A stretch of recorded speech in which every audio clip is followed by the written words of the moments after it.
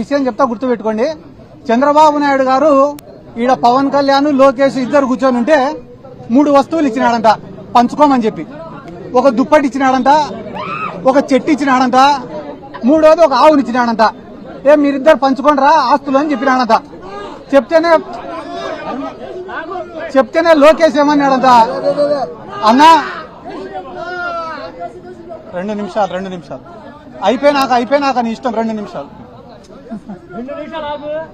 లోకేష్ చెప్పినాడంట పవన్ కళ్యాణ్కి, అన్నా నీకు పంపకాలు సరిగ్గా రావు, నేను పంచుతా, న్యాయంగా పంచుతా ఇద్దరికి అని అంట. అన్న తర్వాత మొట్టమొదట దుప్పటి తీసుకున్నారంట.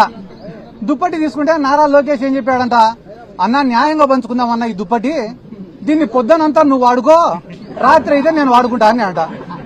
ఆ న్యాయంగా పంచినావు తమ్ముడు అని చెప్పి దుప్పటి తీసుకున్నాడు పవన్ కళ్యాణ్.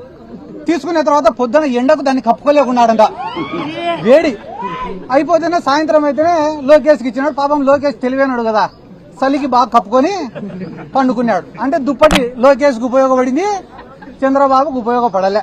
అయిపోయిన తర్వాత పవన్ కళ్యాణ్కి ఉపయోగపడలే.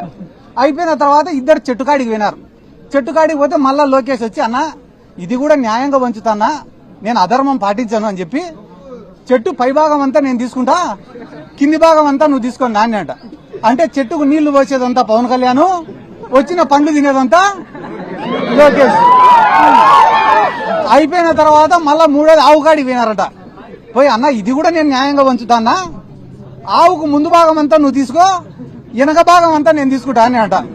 అంటే ఆవుకు రోజు నీళ్లు పోసేది మేపేసేది అంతా పవన్ కళ్యాణ్, వచ్చే పాలు పిండుకొని తినేది లోకేష్. ఈ రోజు జన సైనికుల పరిస్థితి ఏమరా అంటే, కూలీ చేసేది ఇల్లు, వచ్చిందంతా తినేది తెలుగు తమ్ముళ్ళు.